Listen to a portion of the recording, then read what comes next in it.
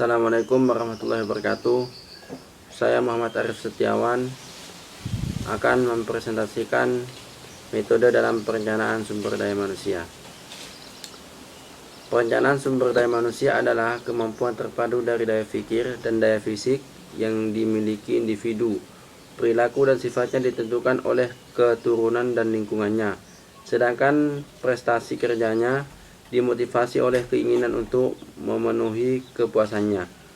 Menurut Andre Esikula 1981 mengemukakan bahwa perencanaan sumber daya manusia atau perencanaan tenaga kerja didefinisikan sebagai proses menentukan kebutuhan tenaga kerja dan berarti mempertemukan kebutuhan tersebut agar pelaksanaannya berinteraksi dengan rencana organisasi. Syarat-syarat perencanaan sumber daya manusia. 1. Harus mengetahui secara jelas masalah yang akan direncanakannya. 2. Harus mampu mengumpulkan dan menganalisis informasi tentang sumber daya manusia. Yang ketiga, harus mempunyai pengalaman luas tentang job analisis, organisasi, dan situasi persediaan sumber daya manusia. 4. Harus mampu membaca situasi sumber daya manusia masa kini dan masa mendatang. 5. Mampu memperkirakan peningkatan sumber daya manusia dan teknologi masa depan. Peramalan.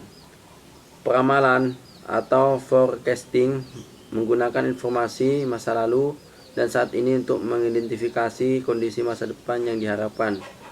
Proyeksi untuk masa yang akan datang tentu saja ada unsur ketidaktepatan. Biasanya orang yang berpengalaman mampu meramal cukup akurat terhadap benefit organisasi dalam rencana jangka panjang. Metode peramalan. Metode peramalan itu ada dua. Yang pertama metode penilaian dan metode matematika. Selanjutnya estimasi persediaan atau supply sumber daya manusia internal dan eksternal. Ada dua sumber persediaan SDM. Yang pertama internal dan eksternal. Persediaan atau suplai internal biasanya berasal dari karyawan yang telah ada yang dapat dipromosikan, ditransfer atau didemosi untuk mengisi lowongan. Suplai internal berasal dari luar atau mereka yang tidak sedang bekerja di organisasi tersebut dan siap direkrut oleh organisasi atau perusahaan. Yang pertama, penilaian internal terhadap ketenagakerjaan organisasi. Yang kedua, auditing pekerjaan dan keahlian.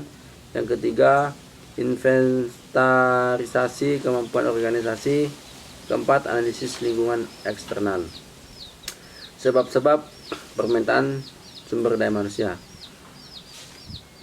Faktor internal sebagai sebab permintaan sumber daya manusia.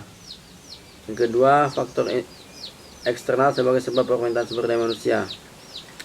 Yang ketiga, faktor ketenaga kerjaan. Sekian, terima kasih presentasi dari kami. Kurang lebihnya mohon maaf. Wassalamualaikum warahmatullahi wabarakatuh.